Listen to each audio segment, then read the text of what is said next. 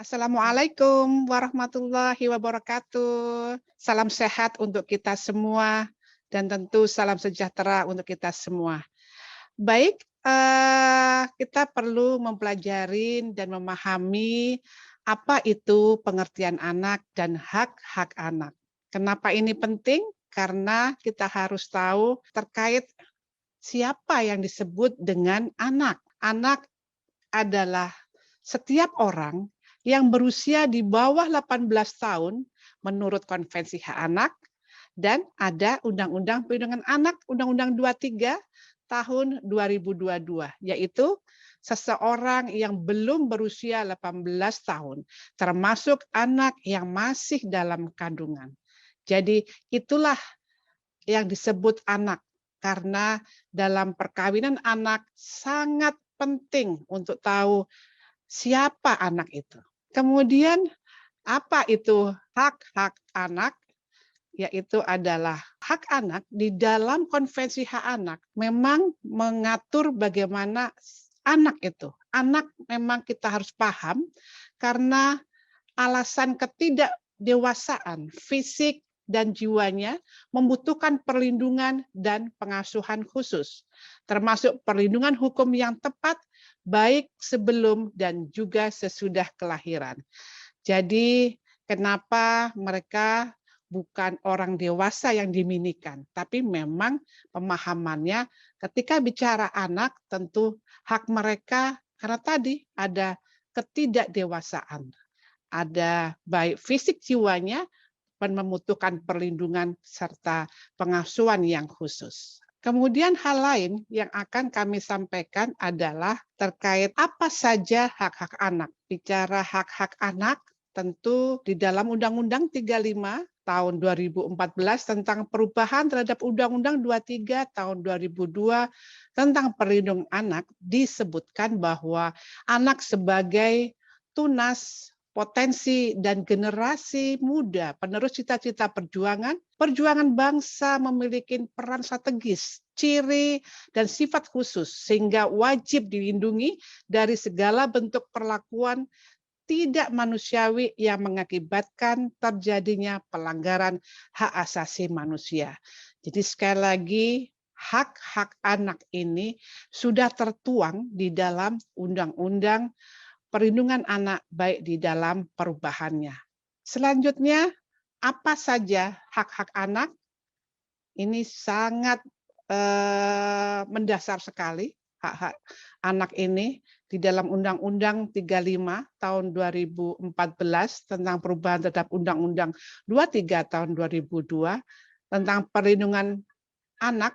Hak-hak yang dimiliki oleh anak adalah pertama, hak untuk hidup, tumbuh berkembang, dan berpartisipasi, serta mendapat perlindungan dari kekerasan dan diskriminasi. Artinya mereka harus tidak boleh diputus kehidupannya, dia harus tumbuh dari mulai bayi sampai dewasa, berkembang, tidak hanya berkembang fisiknya, tapi juga berkembang mental spiritualnya. Dan berpartisipasi, kita dengar suaranya. Hak atas suatu nama sebagai identitas diri dan status kewarganegaraan. Makanya mereka diberikan hak untuk mendapatkan akte kelahiran, hak untuk beribadah menurut agamanya, hak memperoleh pelayanan kesehatan dan jaminan sosial, hak memperoleh pendidikan dan pengajaran. Kemudian hak lain yaitu hak untuk mendapatkan perlindungan di satuan pendidikan dari kejahatan seksual dan kekerasan. Bagi anak penyandang disabilitas juga berhak memperoleh pendidikan luar biasa.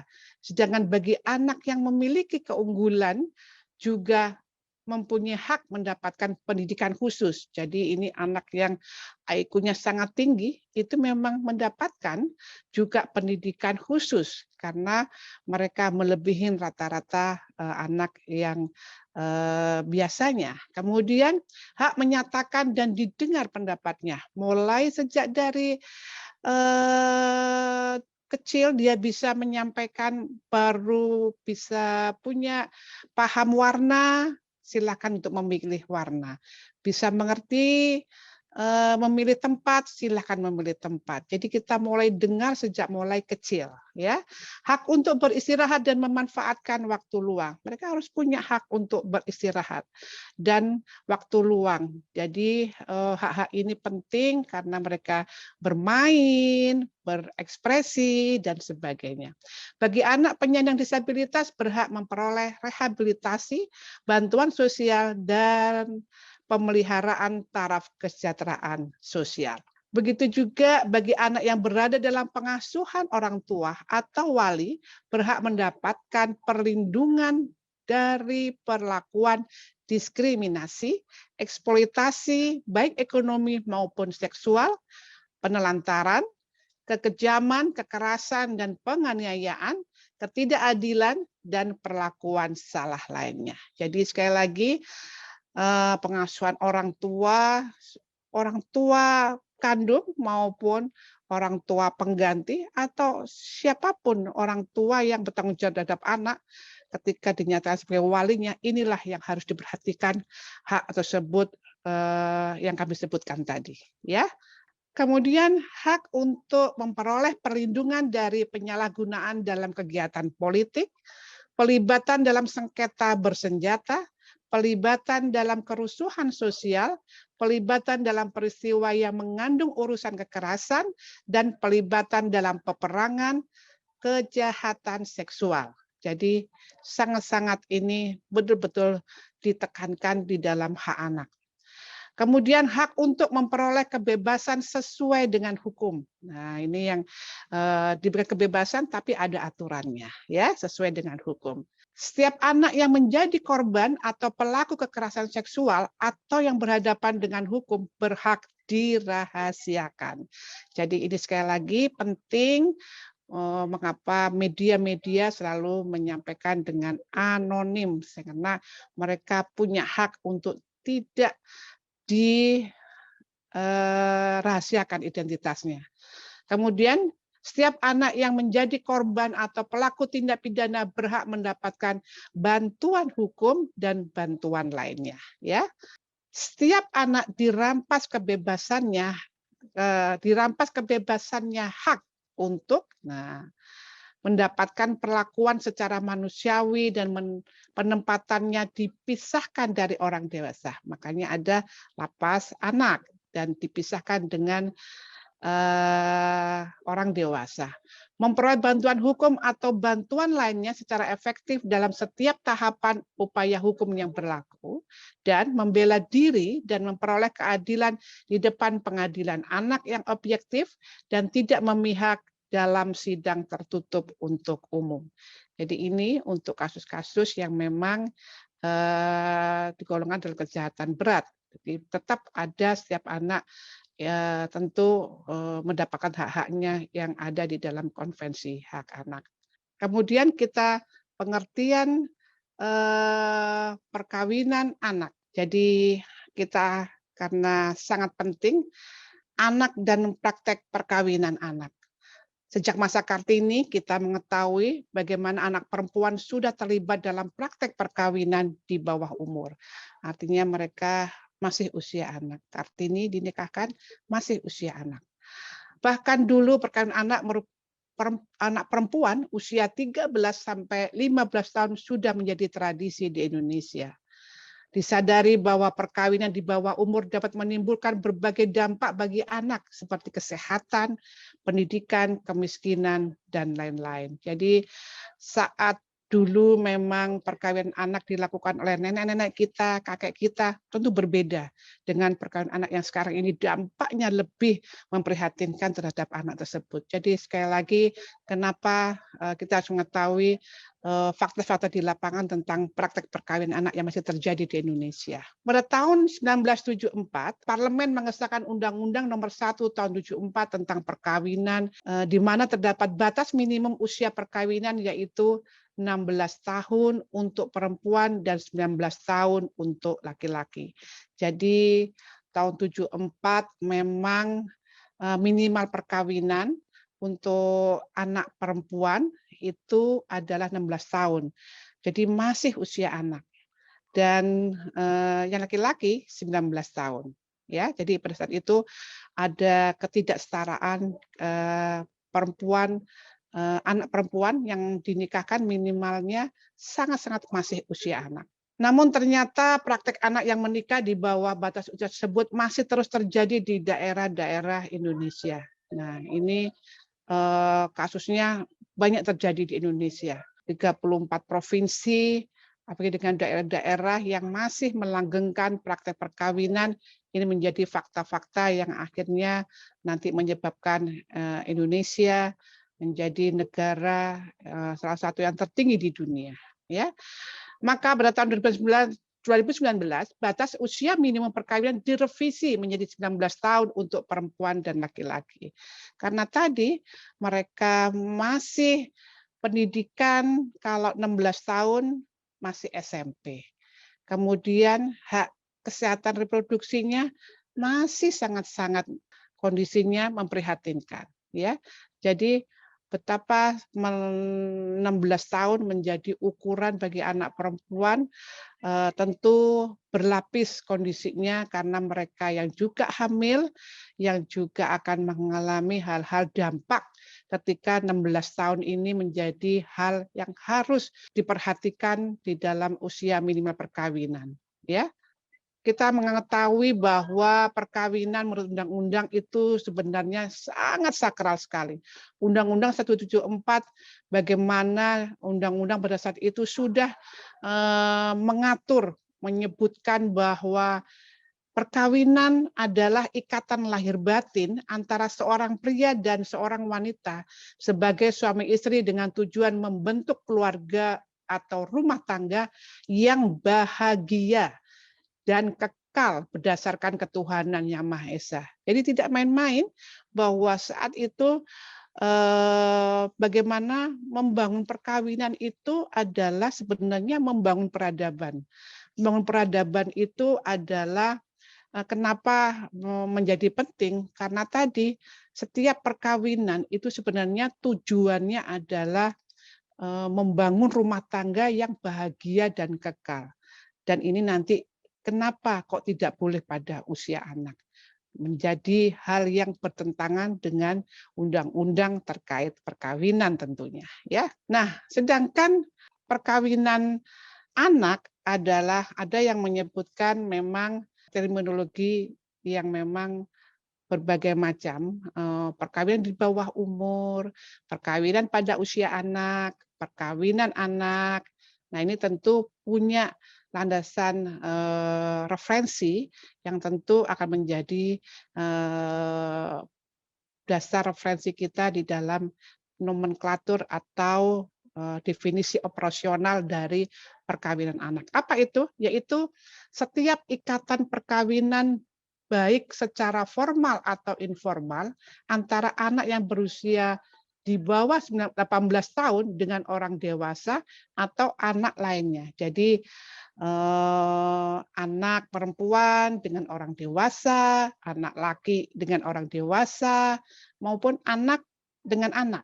Nah, ini yang dinyatakan atau disebut atau dikategorikan dengan perkawinan anak.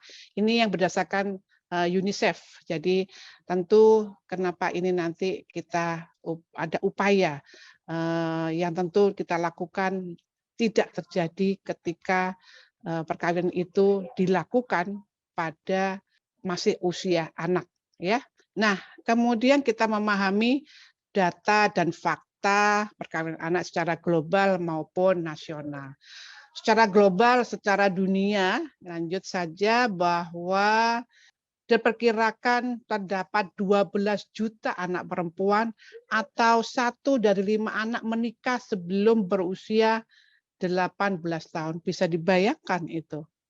Apa 12 juta anak perempuan kalau di dunia sedunia, kalau diibaratkan dengan berdampak juga ketika menikah, dia juga punya krisis kematian ibu melahirkan. Ya, ini tentu lebih memprihatinkan ya. Kalau satu pesawat isinya 100, berapa pesawat itu yang artinya hancur Nah, ini yang kenapa menjadi bagian penting kita juga melihat nggak main-main 12 juta anak perempuan. Bahkan di negara-negara berkembang, 1 dari 3 anak perempuan menikah sebelum berusia 18 tahun. 1 dari 9 anak perempuan menikah sebelum 15 tahun. Bayangkan itu, 15 tahun, 13 tahun melahirkan, 12 tahun melahirkan, bagaimana kondisinya? Yang harusnya anak itu tumbuh sehat, fisik, spiritual, mental, moral, sosial, diasuh, ternyata dia harus jadi pengasuh. Dan tentu tidak sehat di dalam kondisi ke depannya. Nah, ini memprihatinkan dan Indonesia berada pada peringkat ke-8 tertinggi di dunia jumlah absolut perkawinan anak. Jadi karena negara Indonesia adalah jumlah penduduknya hampir 270 juta, ini sehingga mereka angka absolutnya menunjukkan sangat-sangat tinggi jumlah perkawinan anak di Indonesia. Lanjut. Nah, untuk situasi perkawinan anak secara nasional, nah ini data menyebutkan data dari BPS bahwa ini situasi bagaimana persentase perkawinan anak-anak anak laki, persentase anak perempuan yang memang laki maupun perempuan yang ditanya pada waktu itu usianya 20 sampai 24 tahun yang menikah sebelum 18 tahun, sebelum 19 tahun, ini tahun 2018 bahwa anak perempuan itu jumlahnya 19,6%, ya kan? Kemudian laki-lakinya 2,42%. Betapa kesenjangan itu terjadi kepada anak perempuan. Kemudian 2019 masih saja ada gap yang sangat tinggi. Perempuan 18,4%, laki-laki juga masih angka 2 poinnya, 2,27%. Jadi 2019 menurun tapi tetap kesenjangannya tinggi. Nah, ini secara nasional memang angka perkawinan anaknya adalah dengan data 2018 11,21%. Memang saat ini data 2020 itu turun 10,35%. Nah, ini memang meskipun turun tapi masih tinggi di antara negara-negara yang lain. Dan kita punya target memang 2024 itu harus 8,74%. Tentu tidak mudah. Ketika 2018 pun yang angkanya 11,21% itu bisa maknai bahwa lebih dari 1,2 juta anak perempuan atau 1 dari 9 anak perempuan menikah sebelum 18 tahun. Jadi dari 9 anak perempuan kita jumpain 1-nya pasti sudah menikah, masih usia anak. Nah, kalau anak laki-laki dari 100 anak itu baru 1. Jadi memang kenapa yang jadi berlapis dan menjadi isu gender di sini adalah anak perempuan. Karena tadi anak perempuan masih mungkin nanti ada sesi yang masih banyak dianggap aset keluarga, yang nggak usah sekolah, yang nggak usah berpendidikan, bisa membantu orang tua lebih cepat, akhirnya dia dinikahkan gitu ya. Jadi ini kenapa praktek ini bisa dibayangkan 1,2 juta anak, dan ini tentu tidak sedikit ya, 1,2 juta kalau dia anaknya kembali melahirkan anak, usia anak kembali tentu memprihatinkan, apalagi anak-anak yang dilahirkan misalkan 2 anaknya tidak berkualitas, tentu 2,4 juta anak tidak berkualitas tumbuh kembangnya ya. Ini menjadi keprihatinan kita bersama. Kemudian data provinsi, ini wilayah provinsi, data 2018, ada provinsi yang 6 mempunyai posisi zona merah. Nah, ini zona yang memang tinggi perkawinan anak di atas rata-rata nasional. Mana ini? Provinsi Sulawesi Barat, Sulawesi Tenggara, Kalimantan Tengah, Kalimantan Selatan, NTB, Jawa Barat. Jadi meskipun Jawa Barat ini secara persentase nomor 6, tapi kalau secara absolut itu paling juga ikut tertinggi. Karena apa? Karena jumlah penduduknya paling banyak.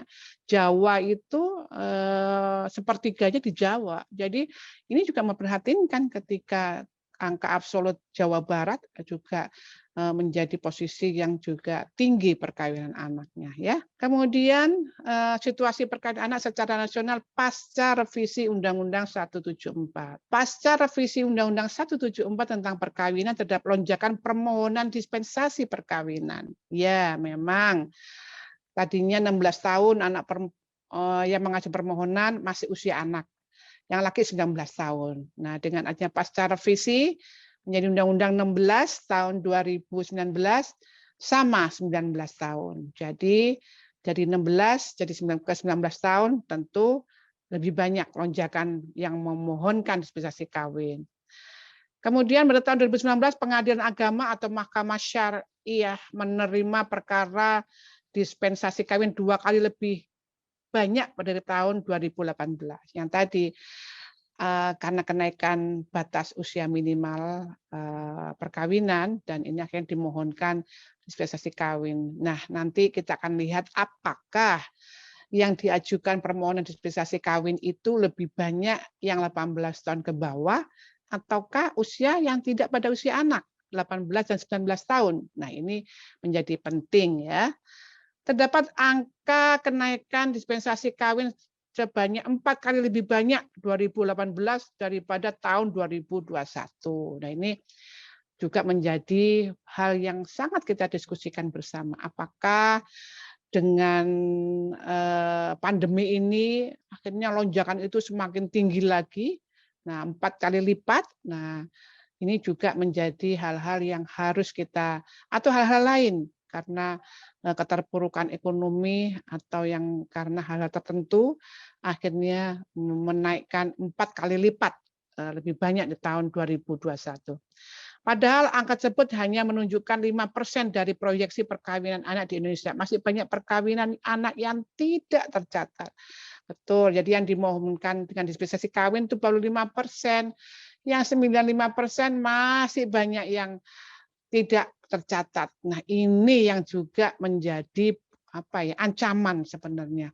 Jadi sebenarnya dispensasi kawin ini masih sedikit itu aja memprihatinkan dengan naik 4 kali lipat. Nah, bagaimana yang tidak terlihat ini atau yang tidak tercatat ini? Nah, ini apalagi masih usia anak ya. Nah, ini yang ancamannya juga sangat-sangat lebih memprihatinkan. Kemudian kita bicara target perkawinan anak secara global maupun nasional. Ini secara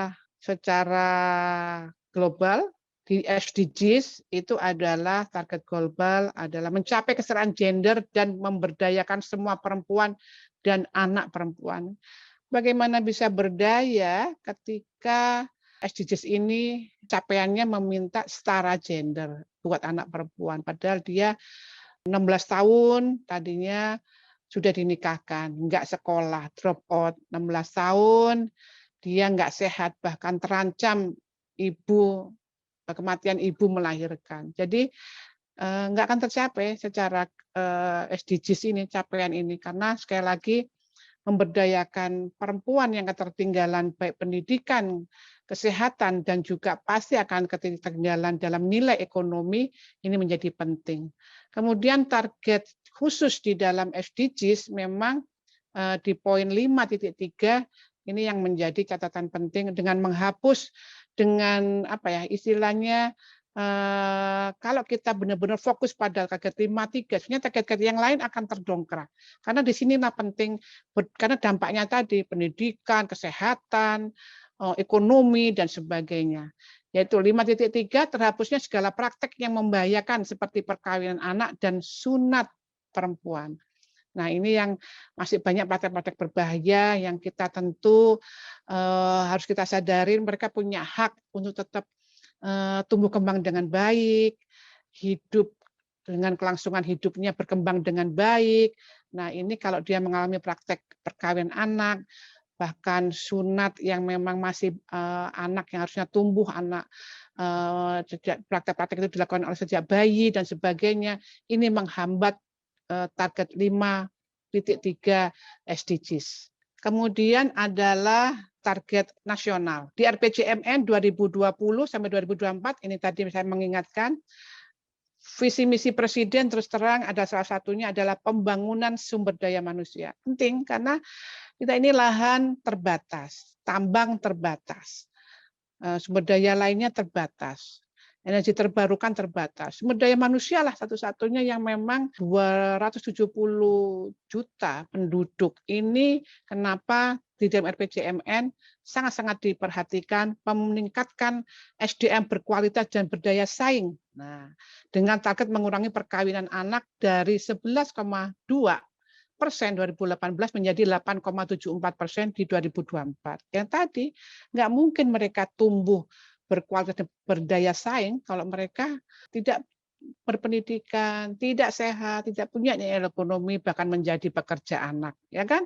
Dan tentu saja juga di dalam target nasional, salah satunya selain RPJMN, ada Stranas, Strategi Nasional Pencegahan Perkawinan Anak. Jadi disebutkan juga bahwa mengurangi perkawinan anak 11,2% menjadi 6,9% pada tahun 2030. Ini target 2030 itu Indonesia Layak Anak dan juga target SDGs untuk perempuan usia 20 sampai 24 tahun yang menikah sebelum usia 18 tahun. Ya, ini sulit ya kalau enggak kita mulain, kita semua bertanggung jawab dalam menurunkan sampai 6,9% di 2030 capaian SDGs dan Indonesia Layak Anak. Demikian yang kami sampaikan. Terima kasih. Assalamualaikum warahmatullahi wabarakatuh. Semangat terus dan kita berdoa dalam keadaan sehat walafiat. Terima kasih. Perkenalkan, nama saya Sri Prihantini Lestari Wijayanti, saya biasa dipanggil Yanti. Saya adalah Asdep Perumusan Kebijakan Bidang Pemenuhan Hak Anak dari Kementerian PP dan PA. Saat ini kita memang sedang membahas tentang perkawinan anak. Apa saja sebetulnya faktor-faktor yang bisa mendorong perkawinan anak? Tentunya kita sama-sama tidak menginginkan bahwa perkawinan anak itu terjadi. Mari kita lihat apa saja faktor pendorong perkawinan anak. Beberapa faktor bisa menjadi penyebab terjadinya perkawinan anak. Misalnya faktor kemiskinan. Anak perempuan yang berasal dari rumah tangga dengan tingkat pengeluaran terendah hampir 3 kali lebih besar kemungkinan untuk menikah sebelum usia 18 tahun daripada anak perempuan di rumah tangga dengan tingkat pengeluaran yang tertinggi. Itu salah satunya ketika faktor kemiskinan menjadi salah satu penyebabnya. Sebab yang lain adalah, ada yang lain, misalnya faktor pendidikan yang rendah. Kita tentu tidak menginginkan anak-anak memiliki pendidikan yang rendah. Karena kalau anak-anak memiliki pendidikan yang rendah, maka dia sangat berpotensi untuk dinikahkan. Anak perempuan yang tidak bersekolah 3 kali lebih rentan untuk menikah sebelum usia 18 tahun.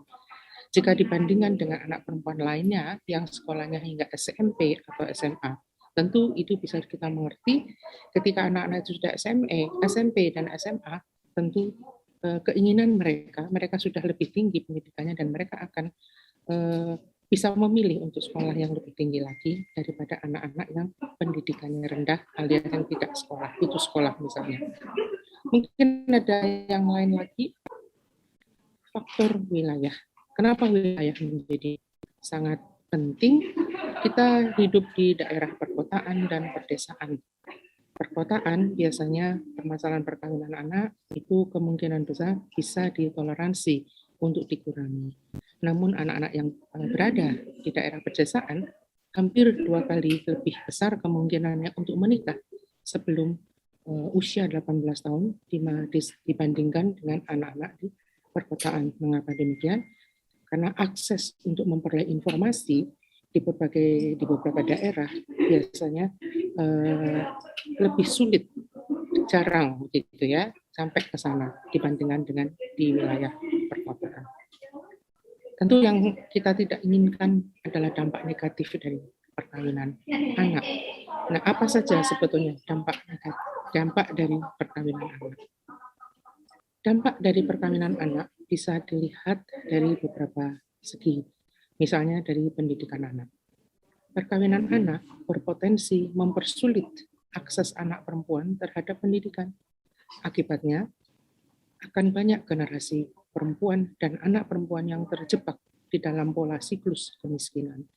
Ketika anak perempuan menikah muda, mereka menjadi semakin rentan terhadap pekerjaan-pekerjaan pasar yang mudah dieksploitasi, seperti menjadi pekerja migran, pekerja rumah tangga, pekerja paruh waktu, dan sebagainya. Dan ini akan rata-rata mengalami kekerasan fisik, psikis, dan seksual, dan mendapat berbagai masalah kesehatan reproduksi dan seksual. Kemudian perempuan yang berusia 20-24 tahun yang menikah sebelum 18 tahun, 4 kali lebih besar kemungkinannya untuk tidak menyelesaikan sekolah menengah atas dibandingkan dengan mereka yang menikah setelah usia 18 tahun. Mereka kehilangan kesempatan untuk mengakses dan menikmati pendidikan serta mendapatkan pekerjaan yang lebih layak dan aman bagi diri mereka. Kemudian angka perkawinan anak akan menjadi lebih rendah untuk anak perempuan yang tinggal di rumah di mana kepala keluarganya memiliki latar belakang pendidikan sekolah menengah atas atau lebih. Sebuah studi memperlihatkan pada tahun 2015 bahwa menyelesaikan sekolah menengah dapat melindungi anak perempuan dari perkawinan anak di Indonesia. Perkawinan anak memicu pelanggaran hak-hak reproduksi dan infeksi menular seksual termasuk HIV/AIDS, serta meningkatnya kerentanan terhadap semua bentuk kekerasan. Komplikasi kehamilan dan persalinan adalah penyebab utama kematian pada anak perempuan berusia 15 hingga 19 tahun secara global. Pemerintah negara berkembang harus bertanggung jawab atas 99% kematian ibu secara global pada perempuan berusia 15 hingga 49 tahun. Pada tahun 2018 diperkirakan 21 juta anak perempuan di negara berkembang yang berusia 15 hingga 19 tahun dan 12 juta anak perempuan di usia tersebut melahirkan. Hal ini mengakibatkan komplikasi selama kehamilan dan persalinan menjadi penyebab utama kematian bagi anak perempuan berusia 15 hingga 19 tahun secara global. Ibu yang berusia anak antara 10 hingga 19 tahun menghadapi risiko eklamsia, puerperal endometritis 29 dan infeksi sistemik dibandingkan perempuan berusia 20 hingga 24 tahun. Diperkirakan penurunan 10% dalam perkawinan anak dapat berkontribusi pada 70% penurunan angka kematian ibu di suatu negara. Banyak temuan yang memperlihatkan rentang usia yang besar antara anak perempuan dengan suami mereka dalam perkawinan anak. Akibatnya, mereka berpotensi mengalami kekerasan dari pasangan. Dampak pada kesejahteraan anak perempuan dari rumah tangga dengan tingkat pengeluaran terendah hampir 3 kali lebih besar kemungkinan untuk menikah sebelum usia 18 tahun daripada anak perempuan dari rumah tangga dengan tingkat pengeluaran tertinggi. 1 dari 4 perempuan dalam perkara perceraian menikah ketika mereka masih usia anak. 24% perempuan dalam kasus perceraian menikah sebagai anak perempuan menunjukkan tingkat perceraian yang tinggi untuk perempuan yang menikah di bawah usia 18 tahun. Perkawinan anak berdampak pada anak laki-laki dan anak perempuan. Namun, hal tersebut lebih berdampak pada kemampuan anak perempuan untuk menikmati hak dan kebebasan mereka karena risiko serius terhadap kondisi kesehatan seksual dan reproduksi mereka akibat perkawinan anak. Banyak anak perempuan yang menikah akibat tidak mengetahui hak-hak hukum mereka. Hal ini terjadi akibat kurangnya advokasi dan sosialisasi informasi serta akses bantuan hukum yang efektif bagi mereka sebelum menikah. Perkawinan anak dilihat dari agama, budaya, dan masyarakat. praktek perkawinan anak karena adanya norma, sosial, dan tradisi di dalam masyarakat. Di masyarakat juga masih banyak praktek-praktek perkawinan anak terjadi karena menyesuaikan norma sosial dan tradisi yang ada di lingkungan masyarakat tersebut, yaitu seperti perkawinan kerap digunakan sebagai jalan keluar untuk stigma yang terkait dengan pengalaman seksual perempuan di luar perkawinan, seperti apabila anak perempuan mengalami pelecehan seksual atau berhubungan seksual sebelum menikah dan kehamilan usia dini. Kemudian adanya stereotip yang negatif terhadap perempuan dewasa yang belum menikah, dan adanya prestise atau kebanggaan dari masyarakat tentang perkawinan yang didukung dengan nilai-nilai keagamaan. Anak-anak perempuan juga kerap diarahkan orang tua dan lingkungan sekitarnya untuk segera menikah ketika mereka telah mengalami menstruasi. Hal ini tidak adil karena laki-laki justru diharapkan untuk mendapatkan status yang mapan. Contoh budaya yang masih mendukung perkawinan anak di Indonesia antara lain budaya Mosot di Lombok. Istilah ini mengandung konotasi negatif bagi remaja perempuan atau laki-laki yang belum menikah di usia 17 tahun. Praktek perkawinan anak karena ajaran agama. Pada prakteknya, perkawinan anak kerap dibenarkan dengan alasan agama. Namun perlu dipahami kembali bagaimana pandangan agama terhadap praktek perkawinan anak. Di antaranya adalah sebagai berikut. Dalam agama Katolik, batasan usia menikah disesuaikan dengan undang-undang perkawinan. Jika menikah dalam usia di bawah yang diatur dalam undang-undang, Gereja Katolik memandang hal tersebut sebagai halangan nikah, sehingga tidak dapat diberkati. Agar mendapat pemberkatan, maka harus ada persetujuan orang tua, kemudian ada dispensasi dari pimpinan gereja. Untuk agama Islam, di dalam agama Islam, isu perkawinan anak kerap dijustifikasi dengan hadis Nabi Muhammad SAW, yaitu tentang Nabi yang menikahi Aisyah pada saat usia 6 tahun dan menggaulinya pada usia 9 tahun. Namun, hadis ini banyak ditolak oleh peneliti hadis sebagai dalil diperbolehkannya perkawinan anak. Mereka menyebutkan karena penyebutan umur di dalam hadis hanyalah sebagai unsur berita, bukan hukum. Selain itu, sarjana lain seperti Ibnu Hasim juga menyatakan bahwa hukum perkawinan anak perempuan adalah dapat sah karena adanya hadis tersebut. Namun perkawinan bagi anak laki-laki tidak sah karena dalam Al-Quran sendiri tidak disebutkan. Dengan dalil yang lemah tersebut, perkawinan anak seharusnya dilarang, terutama karena menimbulkan banyak dampak negatif. Riset tentang analisis putusan perkara dispensasi kawin. Hasil indeksasi putusan dispensasi kawin sejak tahun 2018 hingga 2019. Dari tahun 2018 hingga 2019, Australia Indonesia Partnership for Justice 2 atau AIPJ 2 berkolaborasi dengan perusahaan Indonesia yang berfokus dalam pemanfaatan teknologi artificial intelligence untuk membaca putusan atau disebut dengan teknologi mesin pembaca atau machine read technology bernama HARO.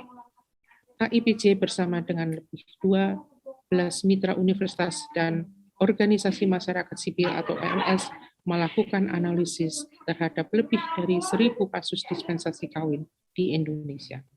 Hasil indeksasi putusan dispensasi kawin tahun 2018 sampai 2019, lebih dari 160 kasus dibaca dan dianalisis oleh peneliti mitra OMS.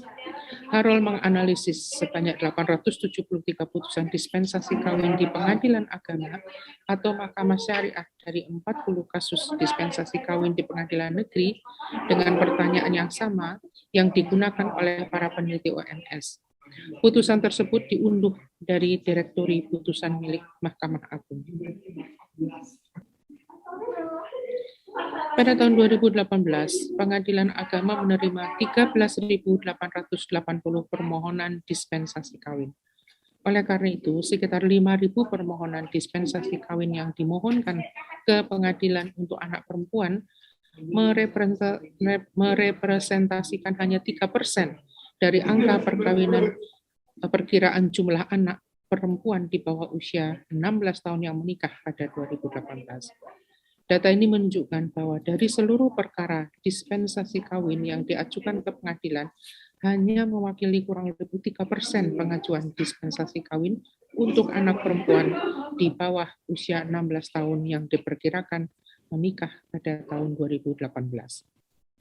Usia anak dalam perkara dispensasi kawin kita bisa lihat di gambar sebelah kiri. Usia rata-rata anak perempuan dalam perkara dispensasi kawin adalah 14,5 tahun dan usia rata-rata anak laki-laki dalam perkara dispensasi kawin adalah 16,5 tahun. Sementara perbedaan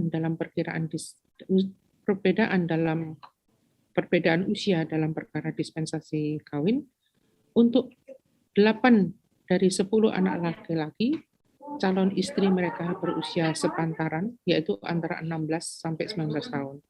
Namun hanya 3 dari 10 anak perempuan yang calon suaminya berusia sepantaran dengan mereka. Rata-rata anak yang diajukan permohonan dispensasi kawin, yaitu 14,5 tahun untuk anak perempuan dan 16 tahun untuk anak laki-laki. Temuan ini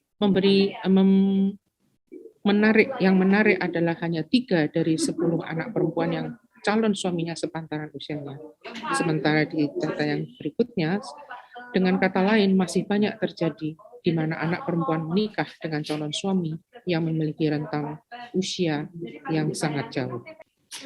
99% permohonan dispensasi kawin yang diajukan ke pengadilan dikabulkan oleh hakim. Hampir seluruh permohonan dispensasi kawin yang masuk ke pengadilan dikabulkan oleh hakim dengan berbagai alasan. 1 dari 2 anak tidak didengar di pengadilan. Anak merupakan pihak yang paling terkena dampak dispensasi kawin. Hanya 55% putusan yang secara jelas mencantumkan informasi anak yang diajukan dispensasi kawin dihadirkan ke persidangan. Sedangkan 45% putusan belum mencantumkan informasi apakah anak dihadirkan dan didengar keinginannya pada persidangan. Di mana dari hasil indeksasi putusan tercantum hanya 1 dari 2 anak yang didengar keterangannya oleh hakim di persidangan perkara dispensasi kawin. 7 dari 10 perkara dispensasi kawin yang dikabulkan anak perempuan itu tidak hamil. Sementara alasan pengajuan permohonan dispensasi kawin lainnya, sebanyak 31% anak perempuan hamil, sebanyak 16% anak sudah melakukan hubungan seksual, sebanyak 4% berisiko berada dalam hubungan seksual, sebanyak 25% kedua anak saling mencintai, 21% anak berisiko melanggar nilai agama, dan 8% anak berisiko melanggar nilai sosial. Alasan dikabulkannya dispensasi kawin oleh hakim kebanyakan karena anak perempuan hamil, anak saling mencintai, anak berisiko melanggar nilai agama, anak sudah melakukan hubungan seksual, hingga anak berisiko melanggar nilai sosial.